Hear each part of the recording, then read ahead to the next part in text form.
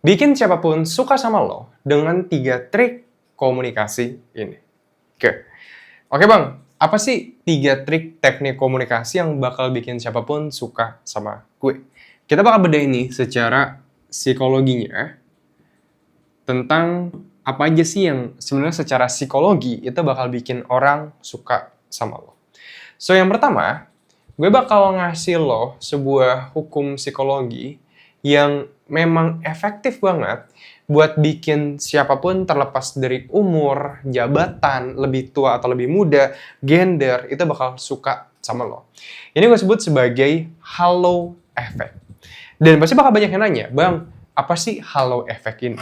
Jadi halo effect itu menjelaskan bahwa, coba lo lihat kedua foto ini. Oke, silakan lo lihat dulu.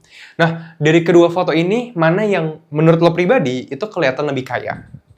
Oke, yang mana? Oke.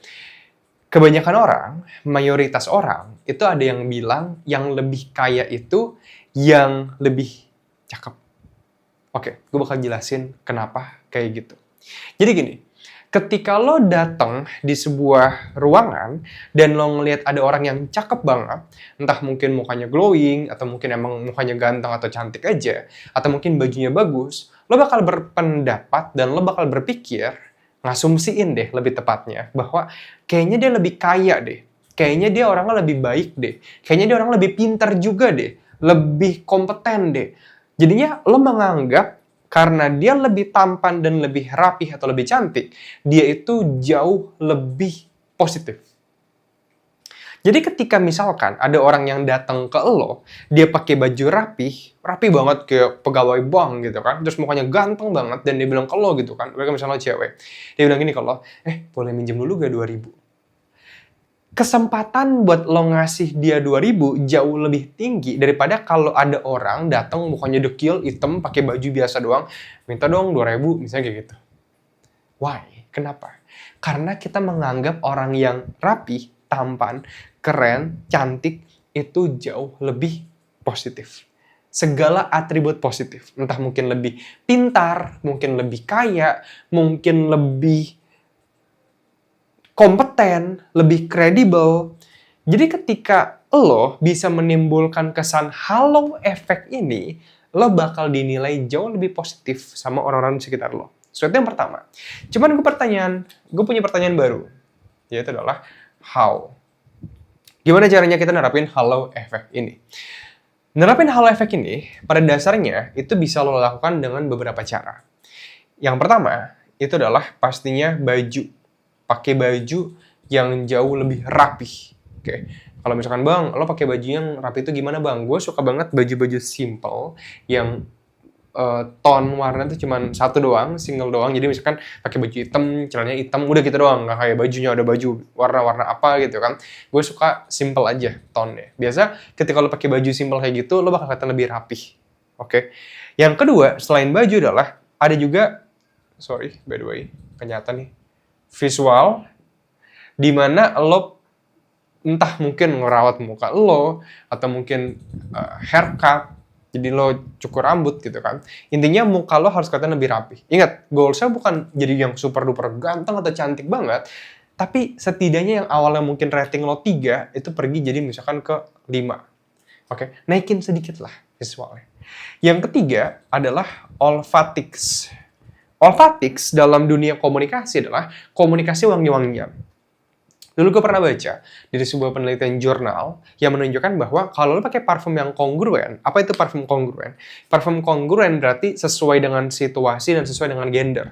Misalkan gue beli parfum X, dia itu ditujukan bagi gendernya pria dan untuk situasi kantoran. Jadi pas gue pria dan cocok nih, gue juga kerja di kantoran, jadi gue pakai itu. Nah itu kongruen. Oke. Ketika gue pakai parfum yang kongruen, gue lebih dinilai sebagai satu, lebih mapan, lebih kaya, lebih kompeten, lebih pintar. Lebih menarik juga. Oke. So, itu 5 benefit atau 5 manfaat yang lo dapetin ketika lo mendapatkan sebuah komunikasi olfactics atau wangi-wangian. Simple adalah komunikasi olfactics bisa lo dapatkan dengan lo pakai parfum, wangi. Oke, so itu yang pertama. Yang kedua adalah gue sebut sebagai psikologi dari amigdala. Amigdala itu menjelaskan bahwa dalam bagian otak manusia, ada bagian kecil otak manusia namanya amigdala. Fungsinya apa, Bang? Fungsinya buat mengenali orang yang di depan gue sebagai lawan atau sebagai kawan. Tapi ini nggak terjadi secara sadar, ini terjadinya secara tidak sadar. Subconscious. Jadi lo bakal nilai orang di depan lo, lawan atau kawan secara nggak sadar. Yang masalah adalah, kalau orang tersebut dinilai sebagai lawan, ya dia bakal lo hindarin. Lo bakal menjauh dari dia, karena lo nggak bakal merasa nyaman dekat sama dia.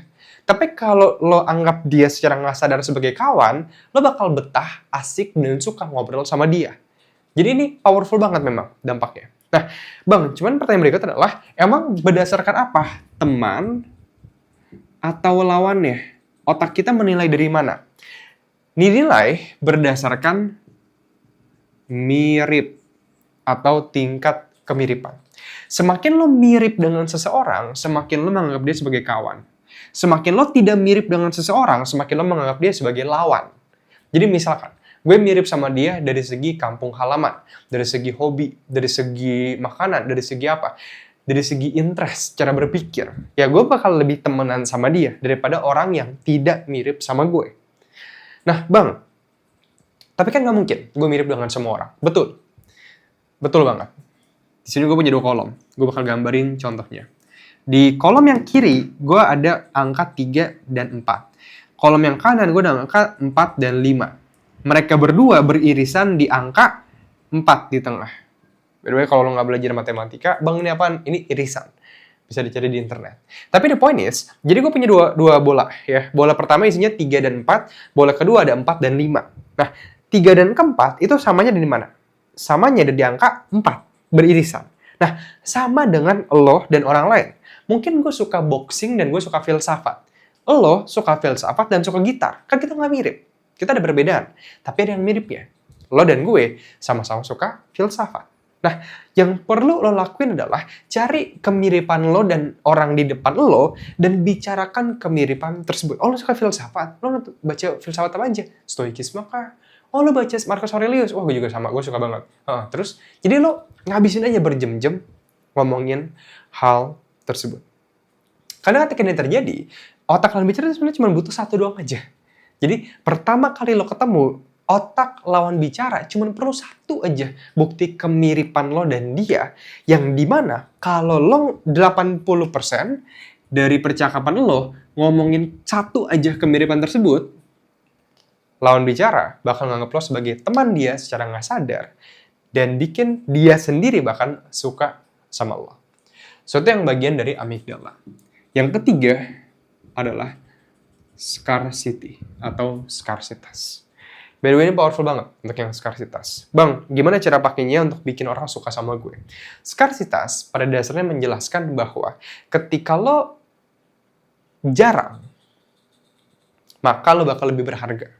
Contohnya, kalau berlian sebanyak tanah di depan taman lo, dia nggak bakal berharga. Nah, cuman yang gue pengen terapin ini ke dalam kehidupan lo adalah lo jarangin kata-kata lo. Jadi Bang, jarang ngomong Bang. Iya, karena ketika lo jarang ngomong, omongan lo bakal lebih berharga. Secara hukum, skarsitas. Oke? Cuman kalau lo nggak ngomong, dan orang tanya kalau lo cuman diem aja, lo bakal kelihatan kayak ijat dari Upin Ipin, gitu kan. Terus gimana Bang cara gue menangani masalah tersebut? Well, dengan gantian, yaitu adalah banyak bertanya, sedikit berbicara. Jadi lo pengen aktif mendengarkan. Dengerin orang aja sebanyak mungkin, tapi lo sedikit mungkin berbicara. Karena setiap kali lo berbicara, value dari omongan lo menurun. Oke? Berbeda dengan kalau lo banyak nanya terus, dengerin terus, sekalinya lo ngomong, orang bakal dengerin omongan lo. Dan ini bakal bikin orang lebih suka ngobrol sama lo. Nah, ini ketiga hukum psikologi yang bakal bikin siapapun suka sama lo. Tapi kalau lo pengen lebih mendalami komunikasi, pengen bisa public speaking, komunikasi massa, memahami psikologi dalam komunikasi, bisa storytelling, leadership communication, sales communication, ngelakuin karisma dalam komunikasi, dan segala macam lainnya, lo bisa cek program dari Stanley Academy, namanya Communication Mastery, di mana di sana lo bakal belajar dalam 20 jam lebih pembelajaran intensif yang semuanya bakal di-cover dalam 30 days result guarantee. Yang kalau misalkan seandainya dalam 30 hari ke depan, lo nggak ngalami perubahan apapun dalam kehidupan komunikasi lo, tenang aja, uang lo bakal di-refund 100%. Jadi ini cuma pertanyaan dari lo mau nggak investasi dengan nilai sekian buat ngasah skill komunikasi lo seumur hidup. Oke, jadi kalau misalnya pengen cek programnya, lo bisa cek aja nanti linknya di pin komentar di bawah. Thank you semuanya, bye-bye.